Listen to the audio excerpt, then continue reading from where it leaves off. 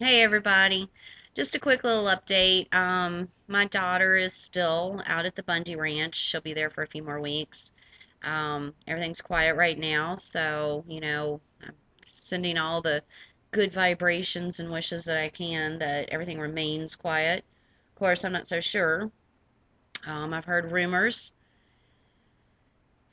and people talking about the BLM is getting ready for a big raid, and of course, Harry Reid is a big mouth running his mouth. Oh, hateful socialistic SOB whose concerns have nothing to do with anything other than his own pocket. But anyway, she's doing good. And like I said, she's feeling really good about her presence there. And I'm proud of her. Um, I know that there was a lot of scuttlebutt today over some things that the New York Times published that Cliven Bundy spoke a week ago.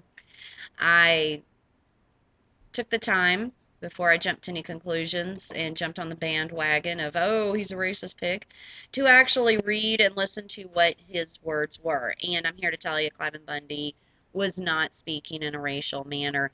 Um, I'm going to give you a little example of something that I don't really speak about a whole lot, but 25 years ago, when my oldest child was a baby and the father was not around, and I had moved out of state away from my family, Um, I was struggling and I had lined up a new job. I was starting in a few days. That's my puppy playing with the squeaky. Anyway, I was out of formula, out of diapers, out of gas money, and set to start work in a couple of days. And of course, it was going to be 2 weeks before my first paycheck. So I had been raised that government social programs were there for us to have in emergency situations. Um, that's why we work to pay our taxes. So I thought, well, I'm going to go in and see if I can get some assistance to get through this next 2 weeks till I get my first paycheck. And that's literally all I asked for. I went in there. The social worker informed me that I was qualified to get everything from WIC to welfare to food stamps to electrical assistance to rental assistance, everything you can imagine. But first, I had to close out my savings account, which had 30 couple dollars in it. And second, I had to sell my car. If I had agreed to those terms, I would have found myself unable to go to work. I would have found myself without an actual interest bearing savings account with a chance to try to rebuild. And I would have fallen into the system. Fortunately, I sucked in my pride and I called some family and friends and I rounded up enough cash to get me through those 2 weeks. So I did not take the assistance. But how easy it is for people to fall into the trap, and you get yourself into a situation where it's virtually impossible to climb out of the system, and when you try to, they almost punish you for it.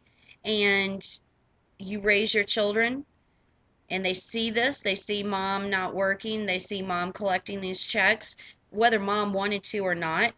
A lot of these moms have educations beyond high school, but when you have that emergency period, if you don't have the family resources or friends to help carry you through it, and you wind up having to go into the government system, it becomes this vortex of a trap. There's no incentive and assistance to get out of it.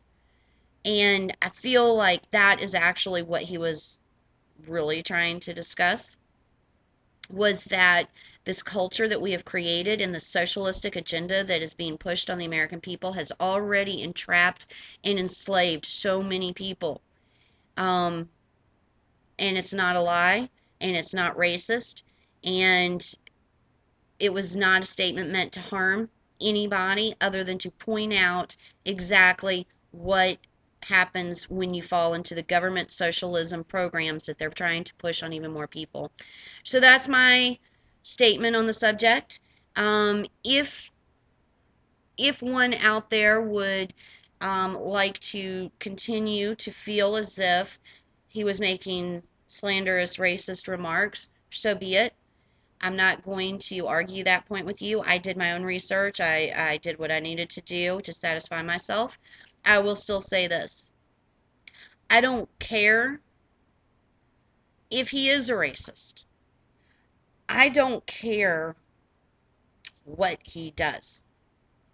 As a citizen of this country, you do not have the right to have snipers pointed at a civilian because they owe money.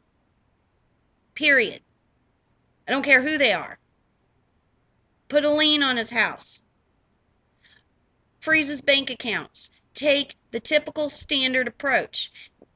Worst case scenario, you wait till he dies and then you've got his all of his land and ranch and all of his assets unless his children can pay up the bill. You don't point guns at citizens. You do not mark off a First Amendment area and then taser people for not being in it. You don't do it, Harry Reid.